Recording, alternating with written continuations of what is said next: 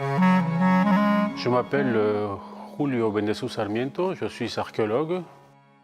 Depuis 1997, je m'intéresse en fait aux civilisations qui se sont développées en Asie centrale. La civilisation de l'Oxus est une civilisation qui va apparaître en fait durant l'âge du bronze de l'Asie centrale, au 3e millénaire avant notre ère, et qui va finalement disparaître autour de 1700-1500 avant Jésus-Christ.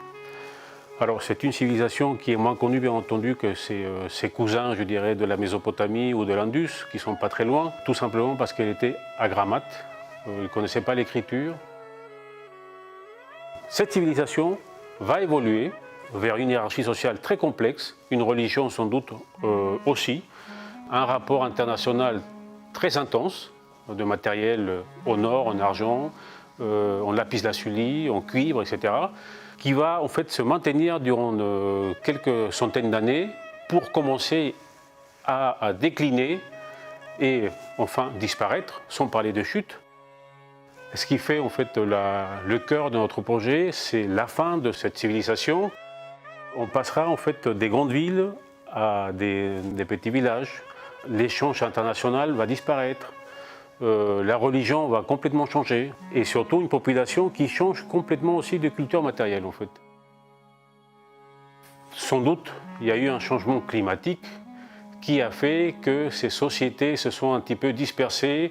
Ils n'ont pas disparu en fait. C'est les mêmes gens en fait qui se sont réadaptés quelque part. Et on sait déjà aussi par des études beaucoup plus modernes, en fait, notamment de l'ADN ancien, qu'il y a un mélange des populations, des gens qui arrivent, qui s'installent, qui repartent, etc. Donc du coup, les invasions qui ont pu détruire cette civilisation n'existent pas non plus, en fait, sans doute.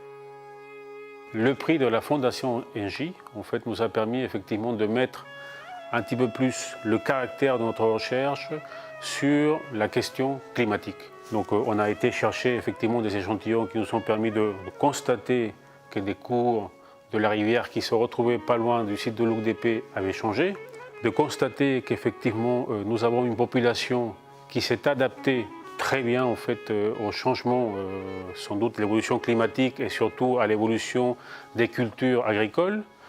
Et les études d'ADN montrent également en fait qu'on a bien une base d'une population locale qui est là depuis l'âge du bronze, mais on a aussi en fait un apport d'une population qui vient aussi bien du sud, donc de la culture, de la civilisation de l'Indus telle qu'on la connaît aujourd'hui, mais aussi du nord, donc la partie steppique, d'une culture qu'on appelle Andronovo au Kazakhstan actuel, et peut-être même de l'Orient plus loin en fait, surtout de ce qu'aujourd'hui est occupé par le plateau iranien.